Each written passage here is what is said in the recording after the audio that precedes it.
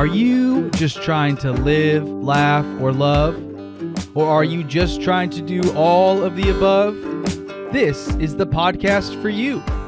If you're an aspiring comic, a headlining comic, a class clown, or just an average bro or doe looking for a good time, you, my friend, are in the right place. Welcome to the magical world of Just Trying to Podcast. Here we go. Welcome, triers, viewers, and everything in betweeners. This is Just Trying to Podcast with your host, Mike, Tony, Heath. And I have a special guest here with me today, Charles Hall Jr. Everybody give him a round.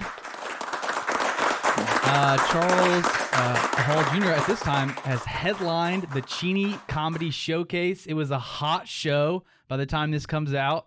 Kevin Hart said it was the funniest 420 show in all of Washington State. Charles was voted among 2021 Spokane's best comics. He's performed at the Comedy Store, the Laugh Factory, and the Backyard Festival. He is super funny. He killed it. He murdered at the Cheney Comedy Showcase. It was a standing ovation afterwards. Let me just put the pressure on you. If it doesn't work out, I'll clip that part out. But before we get going with today's episode, this episode is brought to you by supporter of the podcast, Julio Rodriguez. Thank you, Julio, for making this episode possible. Here's a word from Julio himself. Hello folks, Julio Rodriguez here. My friend Tom recommended I listen to Just Trying to Podcast. So we gave it a try on a lonely Saturday afternoon. My first listen was episode The Secret to the Good Life. It really twisted me up. I'm glad you found the pod too. Consider becoming a supporter like me. Just like Robert Mifflin said a few weeks ago, it's worth every shekel. You too can support the podcast by going to our Spotify channel, Just Trying to Podcast, and check the link in the show notes or go online to miketonyheath.com to become a supporter like Julio. Thank you, Julio. We appreciate you. And send in your comments. There was no comments to read this week. Tech Noob, you've been sending in comments every week. Where are you at on that? And we're excited to hear what Kyle Hempkin thought about his feature on last week's. Maybe you'll hear about that next week. But today is all about Charles Hall Jr. Thanks so much for coming out. Yeah, thanks for having me. Joining me on the pod. Are you from Spokane? Oh, absolutely not. Absolutely not. Absolutely not. No. I'm a military brat, so I've actually moved around a lot. I think I moved 16 times before I graduated high school. Originally from Georgia, though. That's my home base. I moved to Washington when I was 17, and then I just kind of been here ever since. Okay, where at in Georgia? So my family's from Columbus, Georgia, which is, for you Southerners listening, they know where that's at. It's on the border between Bama and Georgia. But I grew up in a small town near Savannah. And you have kids? I do, yes. I have a 7-year-old girl, 5-year-old boy, and then a now 6-month-old little boy. Fun fact, I have 2 sons, 5 years apart with the same birthday. Oh, wow. Consistency. Yeah. But yeah, those are my little ones. That's awesome. Quick question.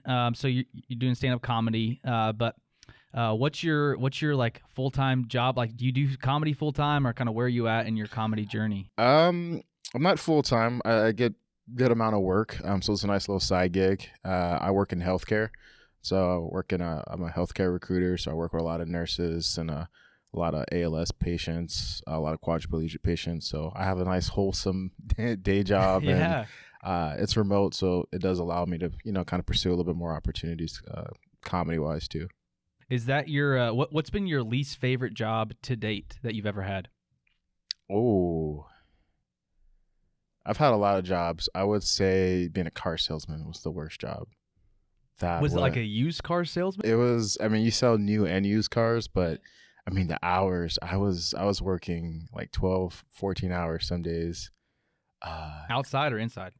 A little bit of both. A little bit of both, yeah. I mean, because the cars are outside, so you got to Okay. go get the cars and whatnot. But I just did not.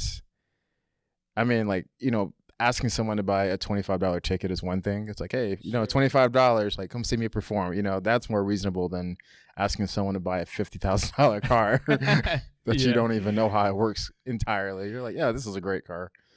But I will never go back to that. Did you get to drive any really cool cars whenever you worked there? There was one time there was a Porsche 911, and What an unfortunate name. I know, right? You changed But that. it was I think it was like one of 13 cars ever made for that like specific model, and they let me get a picture with it, but they would not let me touch it. They wouldn't let me sit in it or anything. But no, other than that, nah. Did you post on your Insta new Oh, car who dis? Absolutely. I posted it. I'm like, man, life's going great for me right now, and it was like almost $100,000 car. So people knew what's up. They were like, yeah, you're just joking around. That's awesome. Never sold a car in my life, but that's pretty fun. I've been around the block. I've had a lot of jobs. So. Okay, yeah, But I'm happy in healthcare. It's kind of like my thing. It's very fulfilling. that's sweet. What is so you're doing stand up on the side, but you're working a lot still. Yeah. What is your first memory of stand up? Would you watch like a special on TV? Did you see something live? I didn't get into stand up until I was 26. Okay. I did not know what a comedian was until I was like 25, 26 years old. You hadn't even like seen like specials that you can remember of? The only comedian that I knew somewhat was a comedian growing up was Cat Williams. My family is very Southern, so he was huge in the South. To me, I thought he was just like, this ghetto pastor, sort of this.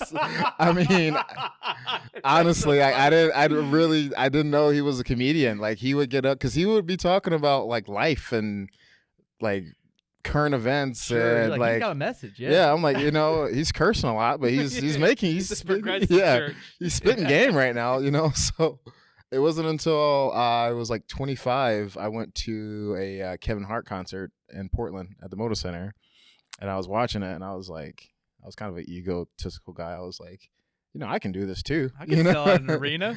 So, but yeah, and then that fast forward 2019 was like my very first year doing open mics in Seattle.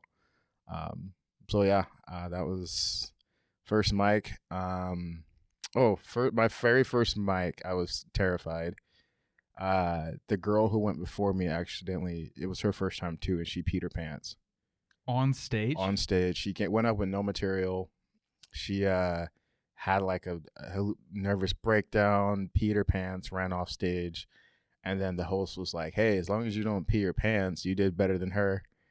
And I was like, okay. And I went up, and of course I bombed, but I didn't pee my pants. So that I was like, you know what? I'm not the worst comic here. And a couple mics later, like things started to catch on, and it kind of just took off from there.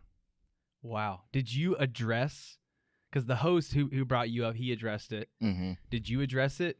No, I didn't address it, but I just made sure I stood away from where she was standing. They didn't clean up the urine? Was it just... I don't know. I'm a germaphobe, so I was like, let me just stand over here. But no, I didn't address it. At that point, like I was a rookie. Like, I have a script. I'm sticking to this. Exactly. I can't improv right now. Yeah, I was like, I'm not Kevin Hart overnight. You know what I mean? So, but yeah, where was that open mic that you did your first one? Do you remember?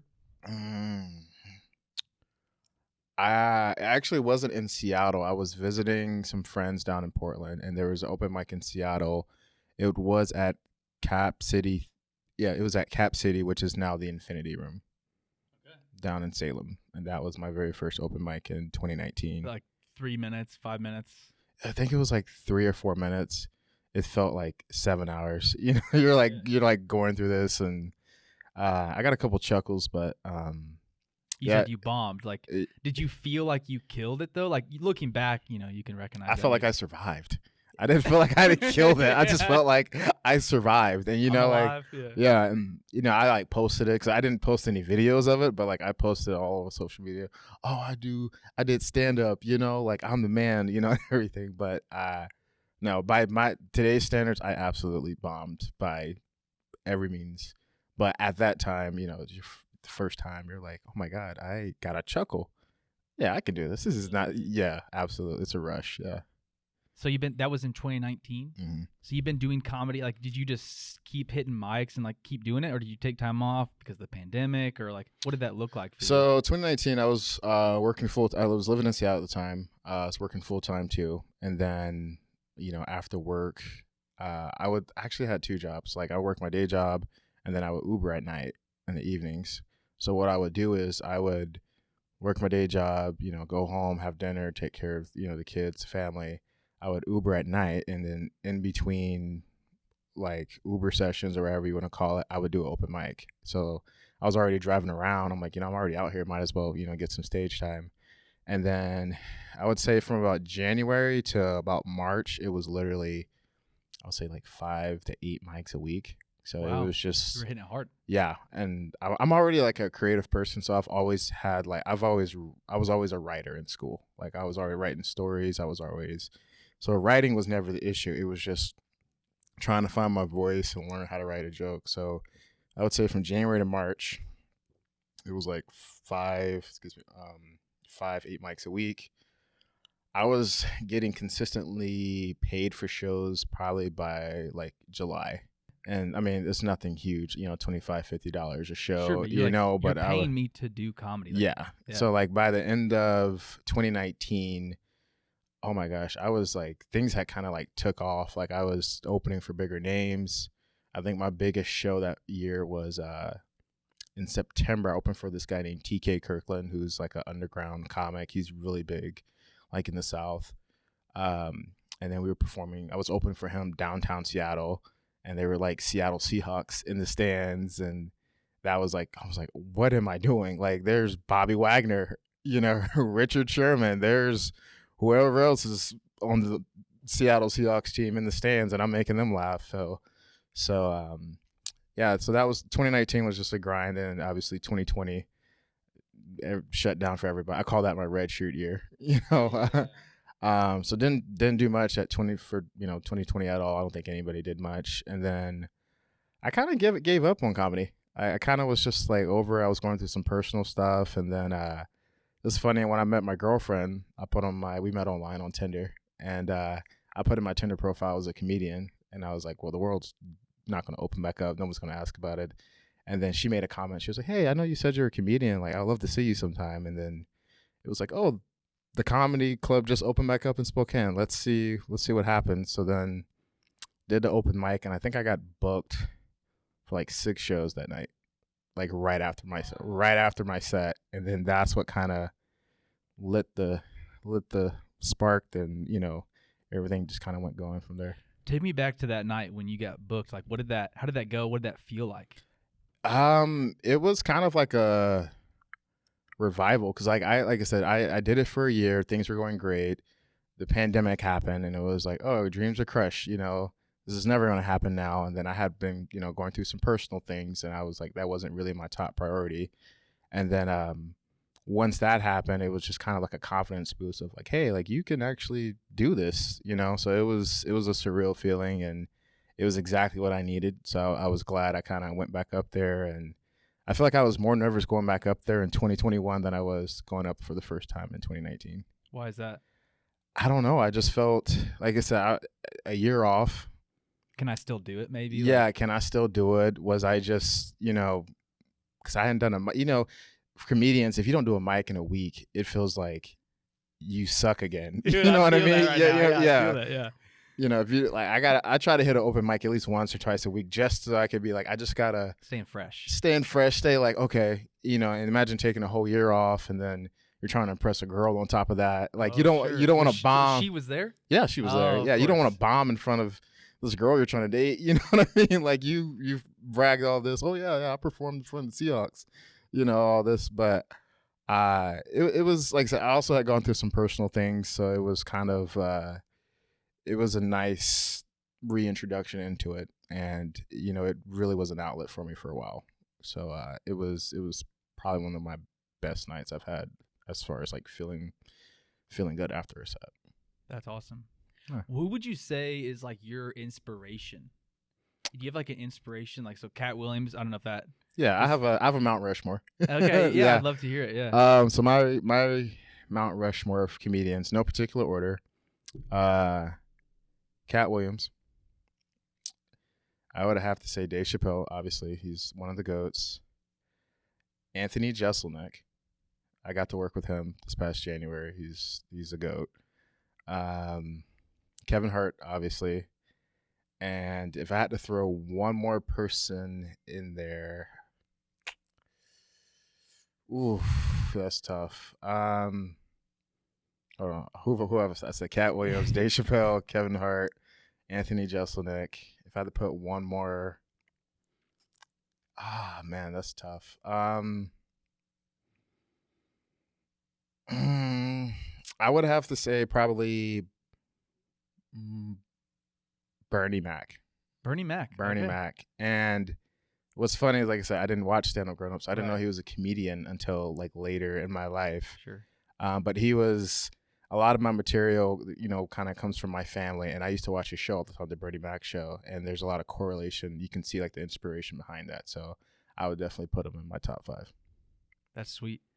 Would you say, like, as you've been finding your voice, as you said, figuring out how you, like, your personality on stage, do you find yourself mimicking them, like either like subconsciously, like doing something they would do in like a gesture or like in your cadence or anything? I would say early on, yes. Especially when you're only like a few years in the game. I mean, you're just trying to be funny at that point. So you'll draw inspiration from everywhere. I remember doing a show out somewhere on the west side. I forget where. And we were like kind of roasting each other. And someone called me a like great value Kevin Hart or something like that. I was like, that hurt, but you got a point. Let me go back to the drawing board on this. So, I mean, obviously you get some sort of inspiration, but I try to make sure, and my style is my style. Like I don't try to be like any other comedian. I mean, obviously I'll study comedians on how they, structure jokes, because obviously like you have to learn how to write jokes, But as far as cadence, style, material, like I try to be as original as possible. Yeah, so like learning from them, but not like just mimicking them, right? Yeah. Is that your phone? Yeah. Okay, no worries. Sorry. You can mute it. No, I'll just cut that out. No worries. Because I found myself, whether it's like, so Nate Bargatze is one of, Oh, he's great. He's on my Mount Rushmore, but he holds his like hands behind his back sometimes. Mm-hmm. And I caught myself doing that. I'm like, what am I doing? Yeah, right. Like, stop doing that. Like, I'm only doing that because I saw Nate do that, Mm-hmm. But I was wondering, like, so you're not trying to mimic them, but like study them, right? To like learn from the greats. Yeah. Did you ever take like a class or anything in stand up or like improv or anything to like any formal training? So I didn't take any formal training. Like so this is how people are like, how did you get so good? Or like, where did you practice? At the time I was, I just started out. So go back to 2019, I worked my day job. I would have like a 2-hour commute every time I would, go to and from home. I would listen to nothing but comedy.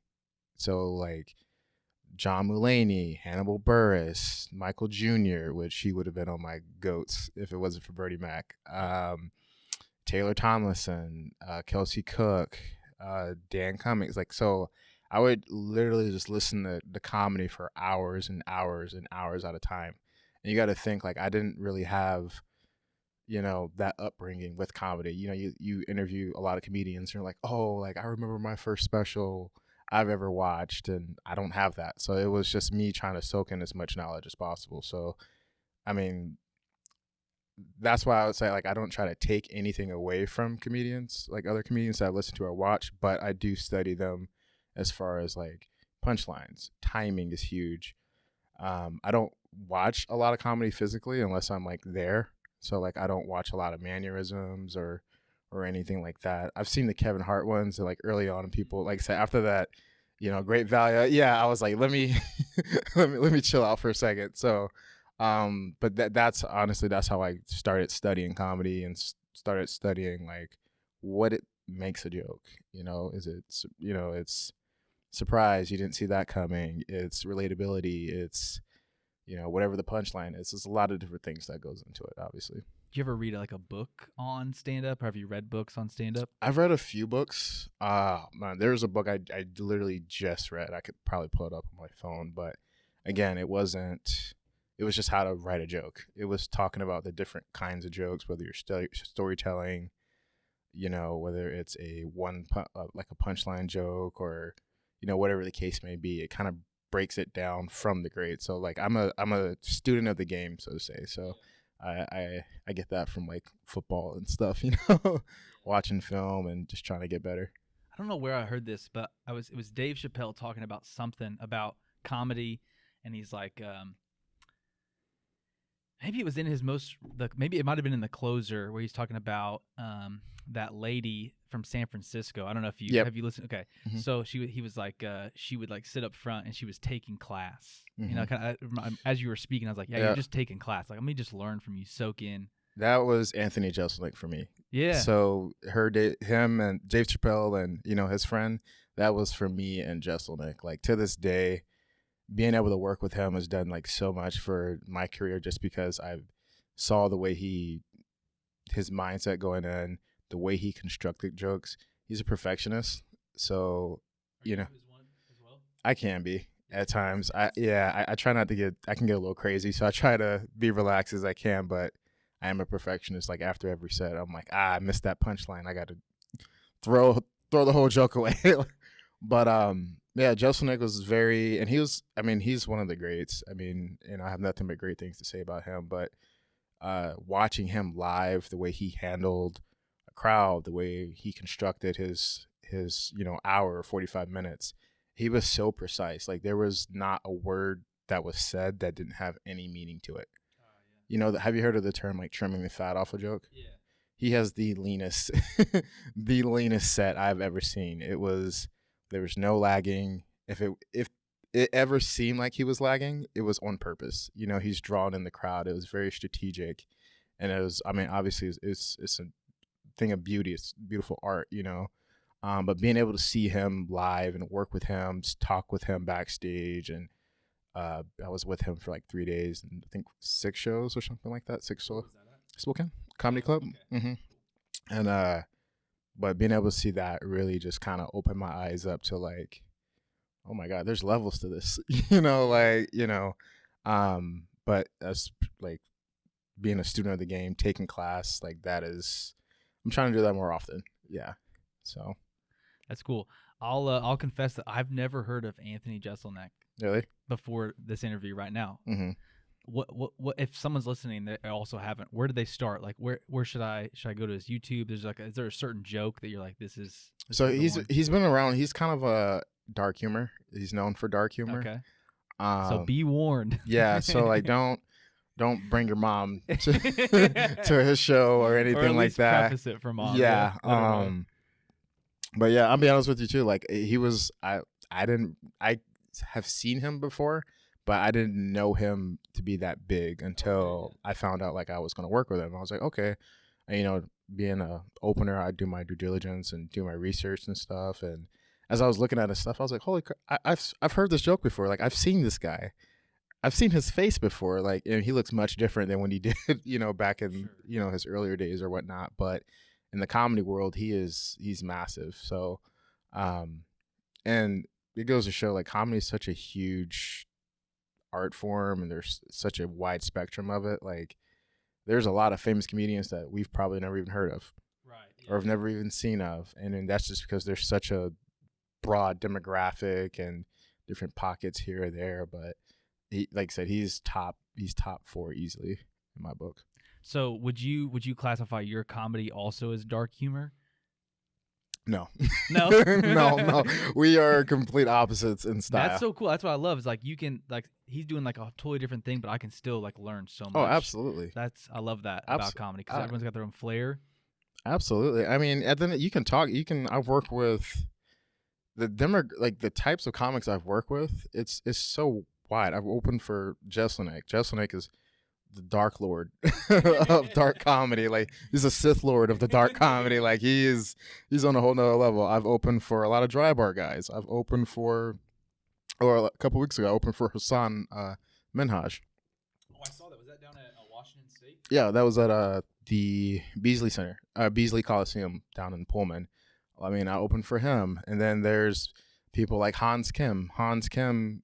I mean, I don't know if you know who that is. I'm like slightly familiar. I don't know a lot about. So he got big on the Kill Tony thing, and yeah, and then I mean he's dark, but then he is like, so there's dark comedy, and then there's like, F it, no holds barred, say whatever, like open for Hans, and he was in like each comic that I work with, like no matter what their style is, it still comes back to, do you know how to tell a joke? So I can easily, being a student of the game, I'll never be like, oh, he's not my style of comedy. Like, no, like I'm a fan of comedy. I'm a fan of different genres of comedy. Even though I can't perform that, early on, I tried being the dark comic. Oh, you did? I tried, yeah. What did it feel like? So that's like not your authentic self maybe on stage? So for a young comic, that's the hardest thing, is to find your voice. For the people I talk with, I was like, the sooner you find what makes you pop, what makes you, what makes you funny, the easier writing is going to be, because you can learn how to write within, your voice and whatnot. Early on, you just try a little bit of everything. I was trying to be the cookie cutter comic. I tried being the dirty comic, and I didn't even feel right saying these jokes. Like, I remember I said a dirty joke, and the crowd was like, "Oh," and I was like, "Oh my God, I'm so sorry. I didn't mean to." Yeah, I didn't mean it. I didn't mean to hurt your feelings. I'm so sorry, sweetie. Like, that's just not me. Some people can do it. Some people can be the nicest people on earth, and then go out and be the dirtiest comic, and then come back to being like, "Oh, this is me." For me personally, what makes me is being myself as much as possible.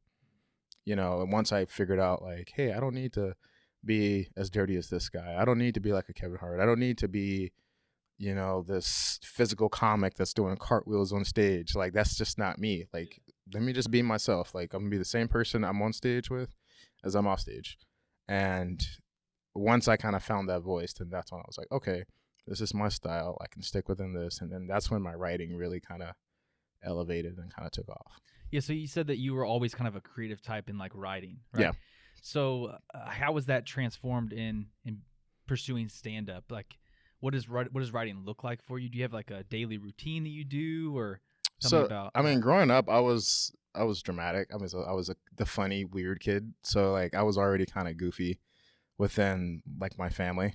I was kind of a shy kid. It's really odd, my upbringing, and it's still weird that I'm even doing comedy. Like, I'll post something, and kids from high school was like, "You never talked in high school. Like, what is this?" But writing, it's like storytelling. I have a lot of stories I used to write. Creative writing was my favorite class growing up by far. I have a really deep imagination. I see that in my kids. They're in their own little world. I'm like, how are you? Oh yeah, I'm your dad. That's cool. Yeah. But I've always had like this really deep imagination. I love storytelling. So when it came to writing, it was kind of like, how do I transition stories into jokes? So I was learning to write jokes within the stories, taking, bits and pieces from my childhood, bits and pieces from experiences I've had.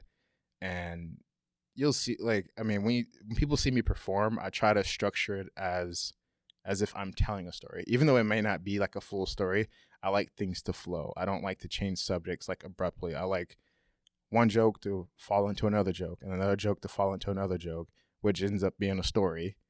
And then that story falls into another joke. So like, I feel more comfortable that way, because I can be myself, and makes me feel more loose. I'm not really the type of comic to be like, hey, why did the chicken cross the road?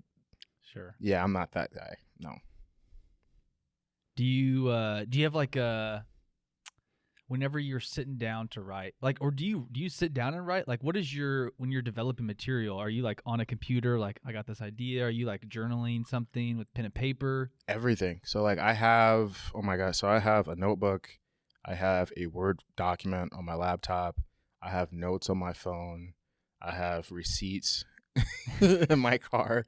It's literally, so like, there's times where I'm like, hey, I need to write today. And if nothing comes, I'm just going to rewrite old jokes and see what I can do there.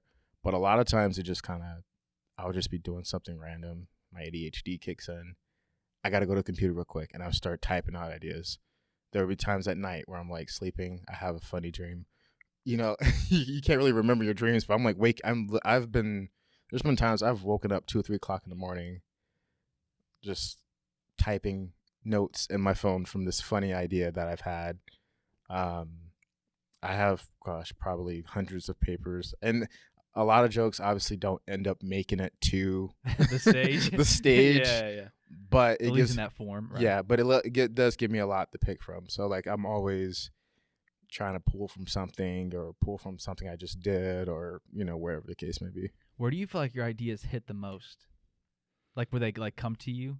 Like you wake up in the middle of the night, you have a funny dream, you're like, I got to remember this, write this down. But like, is there other places where? So usually it comes to me. So like I will say like I'll have a joke. I like the premise of the joke. So like I'll practice the premise or whatever, and I'm just kind of like, I got to add something to this joke.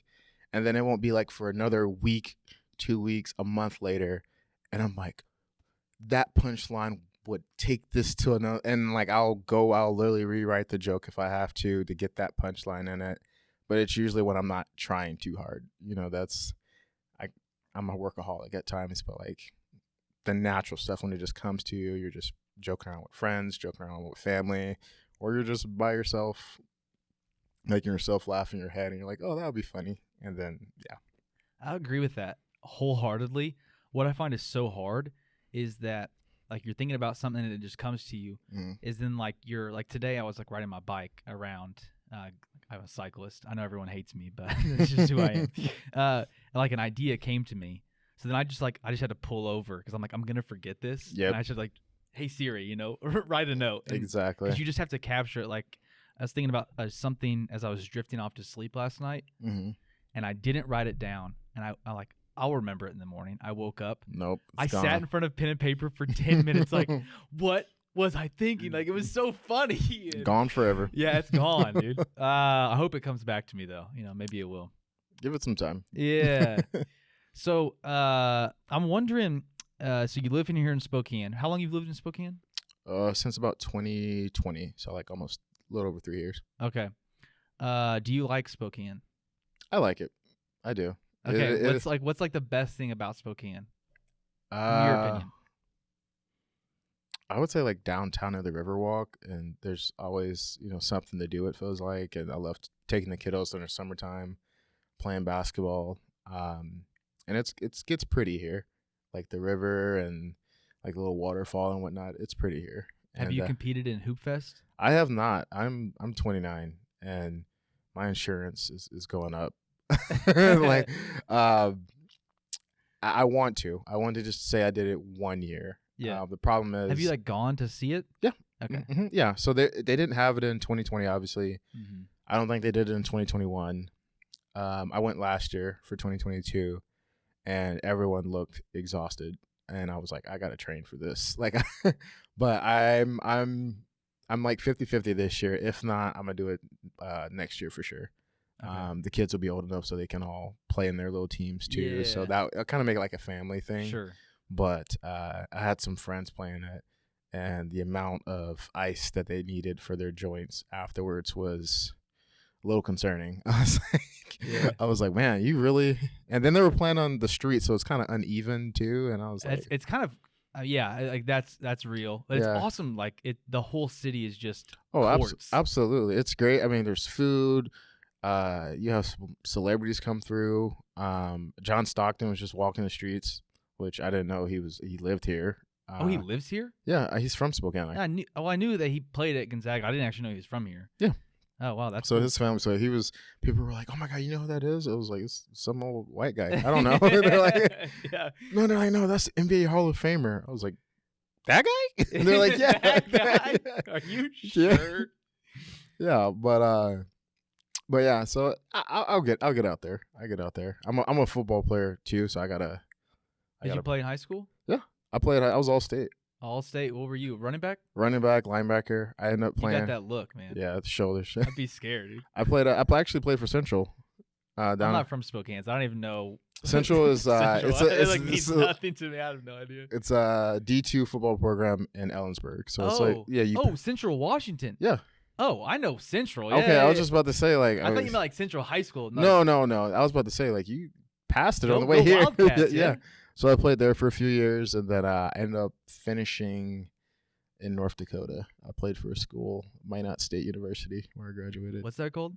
Minot State University. Minot. Yep. How do you spell that? MINOT. Minot State University. Shout out Minot State. Why not Minot? Go Beavs. I love that. Do you ever get any concussions? Oh, absolutely. You got like a really bad story? Oh yeah, I got a couple. Like you like black out and you can't remember like chunks of, that's terrifying. I'll tell you what, I'll tell you about my concussion. I've had my whole right leg reconstructed. Like I blew out. Separate. Huh? Yeah, separate incidents. No, that's a crazy concussion. No. The one really bad concussion I had. This is so bad. I hope no one gets in trouble. But it was my second year. I was playing running back, and is this Central? Yeah, at Central, Okay. at Central Washington. There was this guy named Conrad. He actually lives in the city now, and he's like, "Hey, we should hang out sometime." I'm like, "No, you almost killed me." No, we'll hang out. But his name was Conrad. He was this linebacker from like Idaho or something like that. We were doing just normal plays against each other. Play before I got hit, I like juked him out, and like he like fell on the ground, and he was kind of a hothead. He was like, "I'm gonna get you back, Charles." I was like, "Yeah, right, bro." Very next play, we meet head to head. So I remember we hit each other, or he hit me. It was just a huge collision. Boom. And then next thing you know, I just remember the end of practice. So I don't remember anything that happened. But here's the catch, though. We were doing 2-a-days in that practice. When I got hit, that was the first practice. I don't remember anything from that hit of the first practice to the end of the second practice. And but you were at the second practice. Like you continued to play. I finished the first practice, had lunch, showered, went home, took a nap, woke up, came back to the second practice, finished the entire second practice, and it was like my conscious like woke up at the end of second practice when we were walking into the locker room. Wild. That was, and it literally was. So did you go to the doctor after that? Like, how did that? You're just like, wow, that was weird. So I was in shock. I didn't go to the doctor because that was like the last practice, and then we had like 3 or 4 days off. Okay. So I was like, if I don't, I was with my girlfriend at the time. I was like, hey, if I die, just make sure to like take me to the hospital or something, because let people know. I was like freaking out, and it was. When I woke up in the second practice, I was just like kind of shook. I just everyone like looked at me like I was fine. And I was just like, what is going on right now? That was time travel or something. I go to the afternoon meetings and we're watching film, and my coach is like, Charles, great job on this play.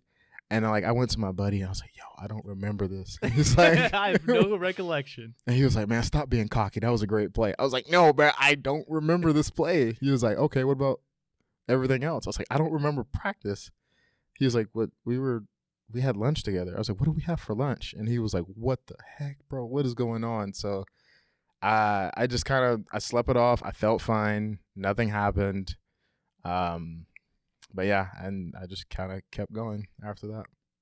I've had some stuff like that. It's scary. It is scary. Do you think? I'm going to put you in the hot seat for just 1 second. You're ready for this? Yep. Will you, if your kids want to play football, will you let them?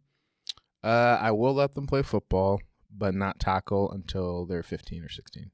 Because of this very issue or other reasons? Well, the brain is still developing early on. Yeah.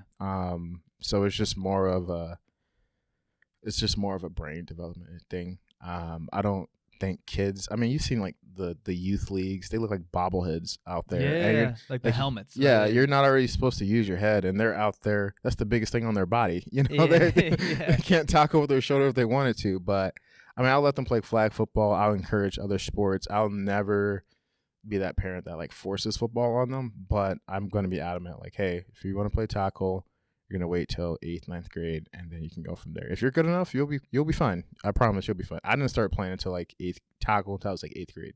Okay, yeah. You'll be fine. So I want them to wait just till they're at that age, and then whatever they want to do after that, I support them. That's good. Sounds like good. I don't have kids, so I know nothing. It's scary. Yeah. It's scary, man. It's so you have 3 kids, right? You have 3 kids, yeah. Yep. How has that impacted your like view of the world? Like, has it changed? Like, you had kid number 1. Mhm. That was a change. Like, has it been a continual change, or has like been like the same mindset since that first kid, or how is that? It changes. Yeah, it changes. I mean, the first kid really wakes you up. You're like, oh my God, like this person is depending on me for life. I need to provide for them. I got to do all this for them. That second one is like, there's 2 of them now. Like, how are we going to survive? And we're going to ever sleep again? And then, you know, that third one, I mean, by the third one, you kind of got it down packed. You're like, oh, I know what to There's expect. some confidence. Coming Yeah, in. you know, because I mean, there's no blueprint when it comes to parenting. There's so many parenting styles. So that first one is like, you're holding on for dear life. The second one, you're just like, okay, I kind of know what I'm doing here. This third one, I'm like, sitting back, relaxing, like, okay, let's see what kind of personality you're gonna have. Like, yeah. but it does teach you patience. It kind of gives you a reason to obviously to get up in the morning, and whatever you put your energy into, it gives you that, you know, that edge to be like, yo, I'm away from my family right now. Like, I'm gonna make this worthwhile. So when I'm on the road, I'm away from the kids.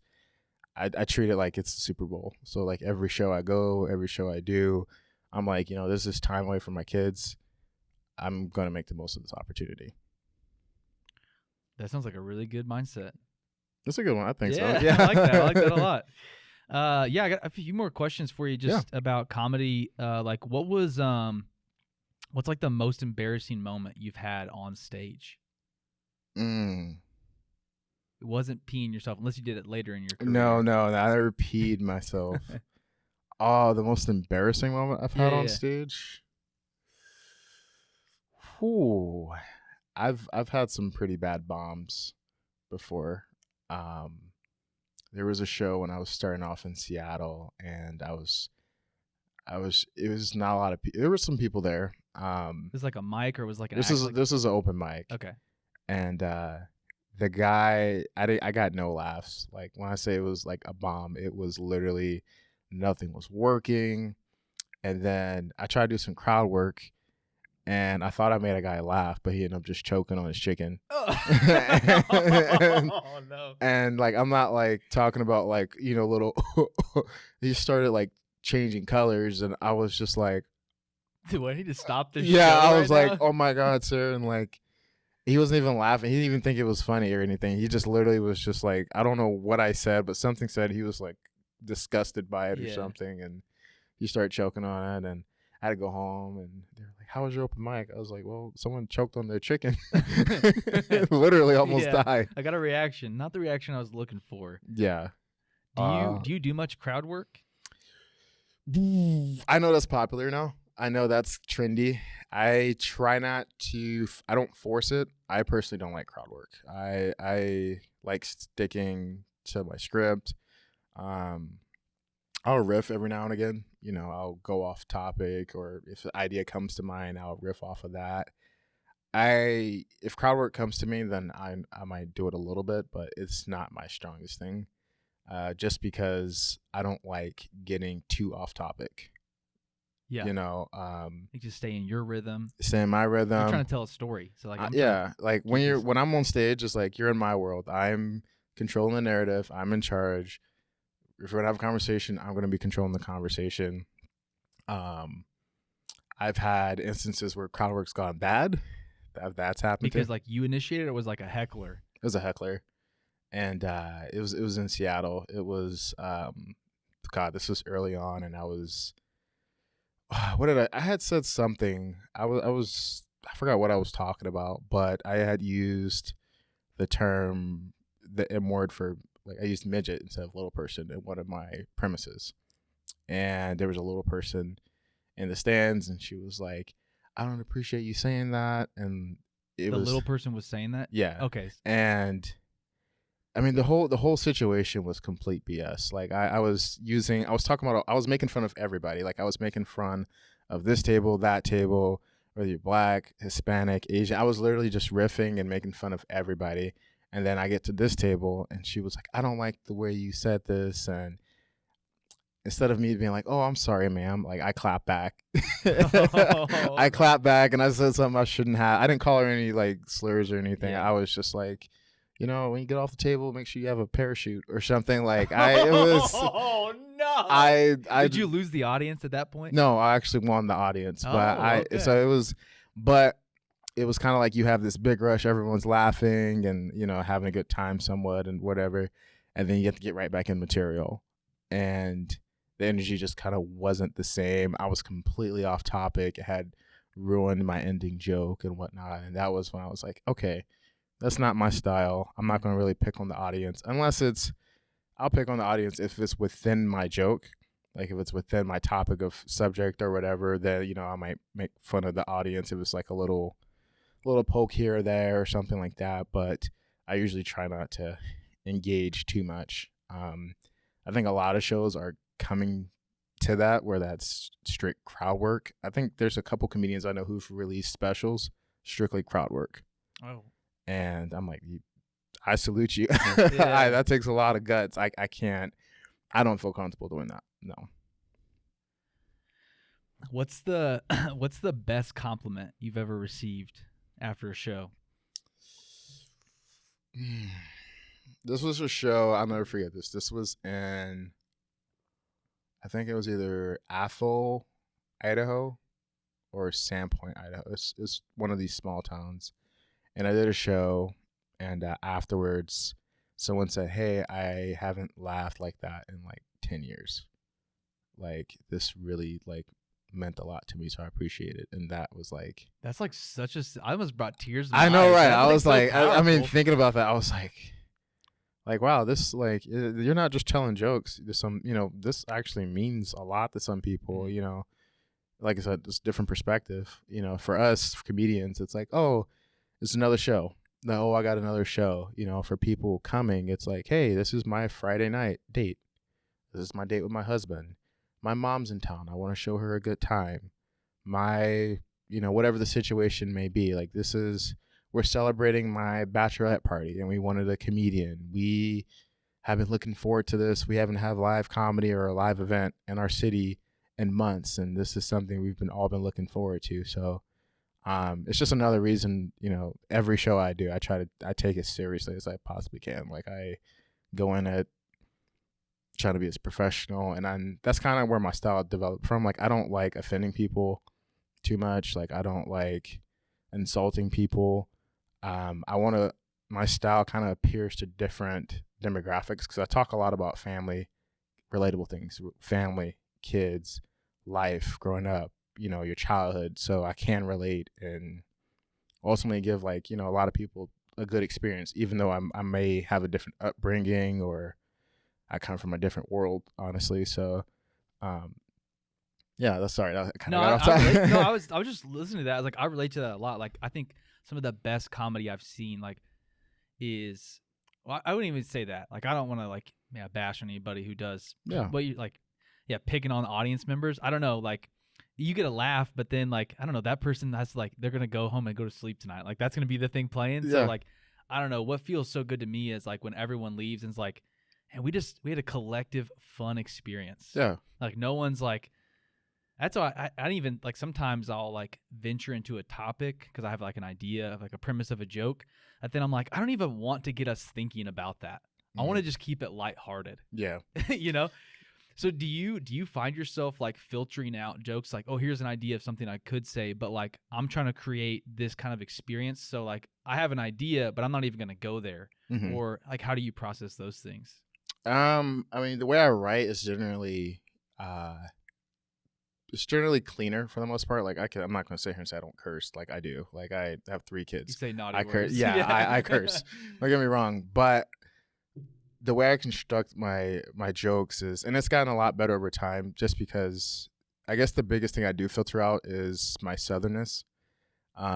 Because I have a southern background, there's a lot of terms and references that I grew up in, my community that people don't get here. That's why I find myself filtering out more, is writing more for the general public so they can understand my jokes rather than using terms that only I grew up with. That, I mean, if I was in Georgia, by all means, I can, say certain things, or certain stereotypes or certain inside jokes that, Southerners talk about, For example, like I used to talk about football a lot. People don't take football as seriously as Sure. they do in the South. That's so true. SEC, it just means more. Yeah, seriously. Or like Waffle House. Like I have so many Waffle House jokes, and then I'm doing shows in Montana, Idaho, Like, Washington, and they're like, "What is Montana? What is Waffle House? What is this Waffle House? Why you keep talking about Waffle House?" Or even a Chick-fil-A joke. Sure. Don't do a Chick-fil-A joke in Seattle. Yeah, dude, that's bad news. That is horrible. They're like, I didn't even know. They're like, how dare I did a Chick-fil-A joke in Capitol Hill like a couple years ago, and it was a lighthearted joke, and someone like interrupted me and was like, "How dare you talk about Chick-fil-A?" And I was like, "Well, like, what just bring it up. The name. Is yeah." like... I was like, "Well, what the chicken do?" Like I didn't. Chicken didn't do nothing to you. I'm just out here trying to eat chicken, like Yeah. girl. But I do find myself, if I do have an idea, I'll write about it and I'll read over it. Like, would a person from the Pacific Northwest get this the same way a person from Southeast Georgia get this? And I kind of ask myself that kind of question. And if the answer is no, then I'll kind of, okay, well, how can I make it so that I can say this joke no matter where I'm at? Like a lot of my material I can say in Seattle, in Portland, in San Diego, whereas I'm in Montana, Texas, I can say the same jokes, and it's for the most part universally received the same way. I like that. That's good. I mean, that's got to make you more bookable, and like even just like your mindset and preparing for a show is like I don't have to change a lot. You know, it's like this is my act. It is. I mean, it definitely helps when you're on the road because I don't. I mean, if it's a super clean show, like I might tweak a few jokes here or there, but for the most part, my material it's pretty consistent. So like I don't have to show up to I don't know, Lord knows, like I can do a theater show. Like when I got the Hassan Minhaj kid. Sorry if I messed up your name, bro. Sorry, bro. I got noticed to do that show like less than 48 hours in advance. Like I knew it was a possibility, but they were like, we don't know. We gotta, get it approved through his team and everything. And then the show was like Saturday, and I got approved to do it with him like Thursday early afternoon. So it was like, hey, we want you to do 25 minutes clean in front of 2,000 people. And because my material is like already like Sure. good to go, clean for the most part, I was like, all right, cool. I didn't have to rehearse or anything. Like it was just like, okay, how am I going to tell this story today, or what order do I want to go in? And it was perfectly fun. I know, like in this like room, like what you just shared sounds like normal, like, but how exciting though, right? Like, Yeah, absolutely. Do that. But like the average person, like to go from 48 hours earlier, I don't have a show, and then you're doing that. Yeah. Like it's just like that's like crazy to think, like I didn't have this like in the calendar in stone, and then 48 hours later, I'm like performing in a massive auditorium for 25 minutes, Yeah, it was like comedy's crazy. It's insane. Like I had another show like lined up, and it was like a bar show or whatever. And I told the guy, I was like, hey, this is a possibility. Can you just, work with me? He was like, bro, like if you get it, I will cover for you. Don't worry. This is a huge opportunity. So as soon as I got it, I was like, yo, I'm opening for Hassan. And they're like, yeah, what are you about to do now?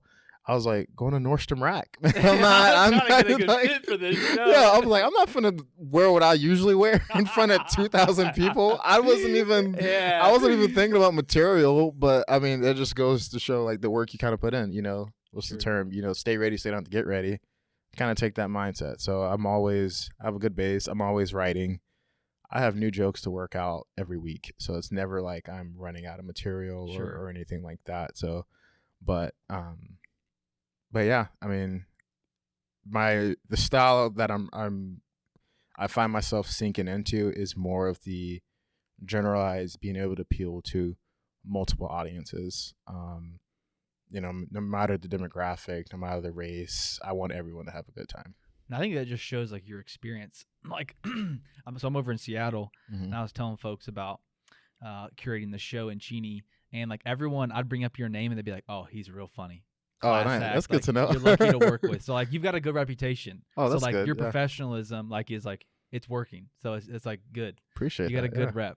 Nice. So like that's pretty cool. I was wondering like if you could go back to someone who is like, they've done a couple open mics or just starting out, like what's something you've learned that you would like say, hey, you got to know this, Like, what's a piece of advice you'd give to someone just starting out in comedy? I would say, I'd say that the best advice I've gotten was, you're not going to become Kevin Hart overnight. I remember one of my first mics, I was like, I got no laughs, and someone was like, hey man, you're not going to be Kevin Hart overnight. And all that, what I received from that was, this takes time. And I would say enjoy it.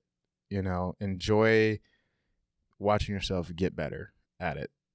Enjoy discovering a new joke. Just enjoy discovering your style. And don't be drama. Don't be drama. That's a good word. I mean, we're all here. I look at it as this, like, I see scenes that have like a lot of like drama and stuff, and obviously it's, as you get bigger, there's show business and there's things you got to handle. But at the end of the day, it's like, we're all here trying to tell jokes and put smiles on people's faces.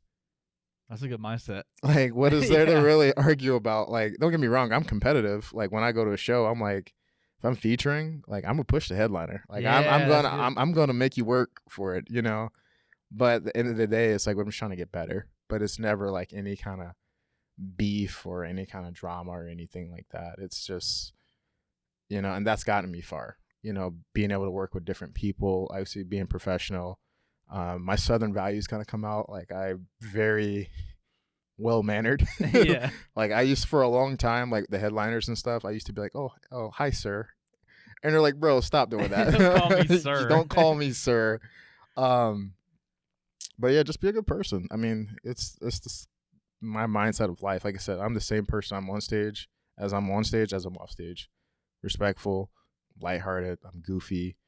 And I try to be as professional, easygoing as I'm working with other people. That's sweet. That's a great mindset. Like, yeah, I think what you said, like, you're not going to become Kevin Hart overnight. Mm-hmm.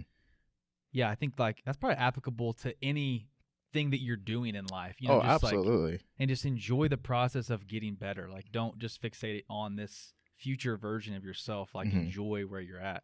Like I was saying the intro to this podcast, are you just trying to live, laugh, or love? Like, I really, like, I know that's like a cheesy, like, no. Yeah. White moms all over the South have that in like every room of their house, in the bathroom and yes, in the kitchen. But like, man, like really just like trying to take a deep breath and be like, yeah, I enjoyed this moment. Like, this was fun. Like, I'm not the best. I'm not Kevin Hart, but I got some chuckles. Just like your first mic. I got some chuckles. Like, I'm celebrating that tonight. Absolutely. And I think like milestones are so helpful in like life in general, but like especially in like comedy, because you're not going to be Kevin Hart, overnight. So like, is there a milestone that you're working towards right now? Like something you're like, if I could do this in the next 6 months to a year, like that'd be a win. Kind of. My mindset has always been to see how far I can take it and just to get better every day. I think when it comes to show business, comedy, I don't feel like you have a lot of control over that. I mean, I see, especially because comedy is like music. It's very subjective. Right. What you might like, or what you're good at might not be appealing to other people. So I didn't want to get caught up in the whole, like, I have to do this by this time in order to feel successful. My goal is always to take it as far as I can, do my best, and then kind of evaluate from there. I'll say this, 2019, every year there's always been a moment where I felt like my confidence has grown, and I'm like, you know what? Okay, I've done this. I can do this. I want to go for this. So like 2019, all I wanted was to get paid to do comedy. That was it. You did it. I did it. I got paid to do comedy, and it was decent money. I think the money I wrote about it. Like, I was able to put my kids in gymnastics, which was like, if you have a family, like, you're supplementing income and giving it to your loved ones. Like, that isn't doing that something you love and being able to do that. Like, yeah, isn't that yeah, that's a win-win. 2021, it was like, okay, I want to be able to do 45 minutes, and then 2021, it was like, oh, okay, yeah, you did. I think one time I did like a 90-minute set. I was like, it wasn't the best set, obviously, but you did it for 90 minutes, So I was like, okay, cool. I can tell a joke for over an hour. I can do this. 2022 was I wanted to expand after I got to the point where I was like getting booked regionally in 2021 a lot, like Seattle, Spokane, Idaho, a little bit in Montana. I was like, okay, I want to get outside of the Pacific Northwest. Like, I want to go somewhere where no one knows me, and see if I could be successful. That's big, yeah. And then I ended up going to San Diego last summer, and I performed at the Comedy Store, and I ripped it. Like, it was like one of the best sets I've ever had, you know, down in San Diego. And it was, I think I had like 4 or 5 shows. Each show was just like boom, boom, boom. Like, it was great. And like I said, my material was, I didn't have to change anything. Yeah, we weren't like jokes about being in Spokane, right? Yeah, exactly. Yeah, Like- exactly. Like, that's So not going to translate to San Diego. no, and then it was like, you're at the Comedy Store, and like I'm talking with managers at the Comedy Store and locals, like, oh, you live here? Can we book you? Or like, you know, like, are you gonna be here? We need to, you know. I don't know, like what weekend I might be free. Yeah, I know, right? I love San Diego. An excuse to go there for anything, especially comedy. That's gotta be. It's so the perfect like. The food. What's You don't have to pay. what's like a spot you wish like we go there right now? We hop in a plane. Where are we going to in San Diego to get food? Oh, we are going to Little Italy. Little Italy. Yes, that's where we're either Little Italy or Pacific Beach. Is there a specific place in PB or Everything. Just, you like everything. Have you been to the taco stand? I've been to too many. I don't even remember. I don't know. There's a place called the Taco Stand. It's in PB. There's other ones across, but all the food there is great. I had so much food when I was there. Only reason I say Little Italy is because I know how to get there from the airport. I don't know how to. I got you. I don't know how to get to Pacific Beach from the airport. I was taking buses and Ubers, but I mean, everywhere in San Diego was great food. I mean, there's a spot by our Airbnb. I don't even remember what it's called, but if I saw it, I remember all the food was great there. But any taco stand, I'm hitting up. The taco stands here, I destroy. Like, tacos are my thing. But yeah, San Diego's nice. I could live there. Sorry, I just get so No, excited. you're good. I want to hear though, if like the 2022 milestone, 2023 milestone, what are those for you? So, but yeah, 2022 was being able to expand from the Pacific Northwest and get into other markets, and going down to California. San Diego has a great comedy scene. Somehow I got into the Comedy Store and had like a 10-minute set, and you know, in front of all these other great comics, and everything was well received. You know, I made a lot of friends, a lot of connections there, but it was just being in California, being in a, you know, close to a Mecca historic stage like the Comedy Store, and being able to have your material well received. It's like, okay, I can do this. I can travel a lot more than, you know, what I have been doing for this, you know.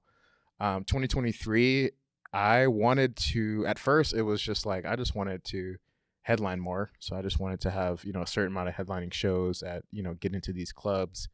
But I will say, once that Hassan thing came and it was like, you're about to do an arena, can you handle this? And I was like, kind of. Was that the largest crowd you performed for? Oh, for sure. Yeah, for sure. And for me, it was kind of like, you know, me talking to myself is like, okay, if you can do this, I wanted to see how it would be on stage. Like, what would it feel like? Would I feel at home? Would I feel uncomfortable? Would I feel like this wasn't for me? And I felt like I was right where I needed to be. Like, it was the most comfortable set I've ever had in my life. It was kind of scary, but like, I had nerves growing up, but then after that, everything just went away, and it just felt like I was, like I said, everything felt natural. Everything was well received. Again, my material was, I didn't have to change my material too much, so I didn't really have to think about anything. They asked for a clean, like a PG-13 set, did it squeaky clean, which was like, I was very proud of. I was like, oh my God. Yeah.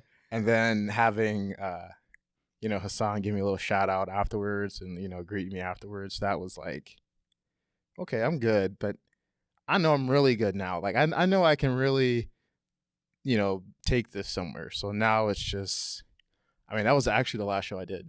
Like, I've been off for like the last like 2 weeks, 2-3. So that was the very last show that I did. And just kind of reflecting on it, kind of like, I want to headline as much as I can, eventually set myself up to, you know, going to like Austin. I really want to go to Austin. What about in Austin? Like, why do you want to go there? The mothership? Yeah. I mean, obviously, that's such a hot topic right now. Yeah, the mothership. The Everyone's mothership. talking about Hey, it. if they want me, hey, Joe Rogan. Hey, man, if you found the podcast. I would love to do the mothership, but no, just the scene there. I work with a couple of people from Austin. Hans Kim, Jesse Jetski started down there, and Kill Tony. It's a great scene. I have a lot of friends there. My dad lives in Texas, so it's, you know, win-win. You could see some family, but. Sure. Great barbecue. Yes, Great food. Yes. Oh my gosh. Mexican food in San Diego and Austin are like. I don't want to say who's better on camera because like I don't want to. I don't want this to go down in the But those are top two. I'm Yeah. not saying who's number two. But like I said, I'm a huge fan of comedy, so it would be nice. Like what they do down in Austin, it's way different than what they do in the Northwest. Like the style of comedy. So I would love to just expand more, get to other parts of the country, and then eventually set myself up to have an opportunity to do a big festival, like Just for Laughs, or have a special, or have something on Don't Tell.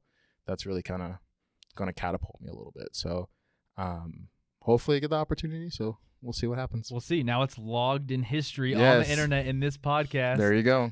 So excited to check in a year in 2024. Where are you now? I'm sure I know. you're gonna keep going. I was wondering, is there one question you wished I would have asked? One question you wished? Oh. Yeah. And how would you have answered? I wish you asked me what's my favorite movie. What is Yeah. your favorite movie? I actually do film reviews on this. I just You do? reviewed Air a little bit. Okay. I just watched that with my wife and Okay, I'm gonna give you. I don't really have. I have like 3 or 4 favorite movies, but I'll give you the most yeah, your Mount Rushmore. Okay, I would have to say Friday Night Lights, just because football background Of course. and whatnot. Forrest Gump, Yeah. classic. I would have. I'm going off of how many times I've seen these movies too. Okay. I really liked probably the Matrix, the Reloaded. Reloaded. Yeah, me and my dad used to watch that one all the time. And then number 4, super underrated movie, Any Given Sunday. I don't know that film actually. You never? Okay, so Any Given Sunday was probably the greatest football film ever made. The cast of it is Cameron Diaz, Dennis Quaid, Jamie Foxx, Al Pacino's in it. Yeah, it's still not ringing a bell. Yeah. You don't know? Uh-uh. Seriously? I'll have to watch it. God, Bill Bellamy's in it. I'm missing like 3 or 4 like huge star. LL Cool J's in it. It's literally star-studded cast. It is literally the most star-studded cast. And I'm mad because no one talks about it. Any Given Sunday. Any Okay, Given it's Sunday. on. Let the world know. You guys gotta watch this. It's on Netflix. It's about professional football. All the ins and outs. There's egos. It has everything. It has egos. It has action. It has movie stars. It has football stars in it. It's literally the perfect film. It's not the perfect film, but Okay. And honorable mention, Talladega Nights. I can. That's like one of the most quotable films of all time. Yeah. In my opinion. Mm-hmm. Yeah, that one's up there. Oh my God. Now I feel bad because Step Brothers is pretty hilarious too. We got 2 Mount Rushmores. I'm actually glad you didn't ask me this question. Yeah, now. that's like going way too deep. This is a whole nother rabbit hole I don't want to talk about. Yeah, but this has been fun. Where can people find you online? So this is coming out next week for our time. So like the 23rd, 24th or something like that. So awesome. Show's coming up. Where can people find you online? Yeah, so I have a little run in Montana locally. We got a lot of listeners in Montana. We do? I'm just kidding. I don't know. Maybe we do. Let us know. Drop in the comments. I don't know. I don't feel like they don't have TikTok anymore, so they gotta listen to something. Check it out. Check out the podcast. Yeah. But I got like a lot of little local runs here and there, so I'm gonna be in the region for the most part. You can find me on Instagram at Mr. Chuck Hall. I know this is really corny, but it works. Mr. Chuck Hall. YouTube is just Charles Hall Comedy. Don't look me up on TikTok, please. Not yet. Not yet. Not even gonna get into TikTok, but those are 2 social media platforms. It has my schedule, it has my contact information. If you guys want to hang out or if you want to book me, just go there. So dates are being set. Get them while you can, folks. He's blowing up. Okay, so we do have a lot of listeners in Seattle, though. Okay. You have a show coming up in Seattle anytime soon? Yes. So I will be. I'll actually be in Olympia May 5th, at the Thurston County Fairgrounds for a family show, clean family show. So if you want to bring your kids over, take the kids out. come over. June 3rd, I will be at the new comedy club opening in Capitol Hill. The comedy bar. Yep, comedy.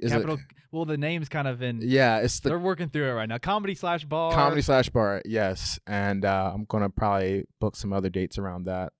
That's June 13th. June 3rd. June 3rd. Yep, June 3rd. So I'll be in Seattle probably from June 2nd to probably June 4th, and then I'll announce all the other shows online. Well, join me June 3rd at Comedy/Bar. It is a sweet venue. I was just there this last week. Some local comics were like cleaning up. Mm-hmm. It's an awesome space. You're gonna. I'm love excited. It. I'm really excited. There's a lot of excitement around because Dane and Jess. Yep. They're awesome. They're the sweetest people. Oh, that's good. Yes. And it's just like it's a cool vibe in there. It's a great room. Like the setup is just ideal. Have you performed in that room? Because it was like formerly Jai Tai, I think. Oh yeah, so I've done Jai Tai. Okay. Yeah. So it's in there. Oh wow. I think so. I hope I'm not spreading misinformation. Oh, right I now, don't. but I think it's in that. It's in like the second floor above nice. like an axe throwing company. Okay, so it's not. That's not Jai Tai. That is Okay, not, all that is right. not Jai Tai. I know nothing. Okay. I'm new here. I know nothing. Okay, but yeah, that whole Seattle Capitol Hill like scene has always been great. I've always enjoyed it, so I'm happy to finally. You'll be there June 3rd. Yep. This summer. Get tickets online. I will be there. We can come hang. Absolutely. And thank you so much for joining the potty. You did great. Again, you did great. I appreciate it. And excited to see where things go for you. And yeah, as always, my friends, stay funny and stay weird.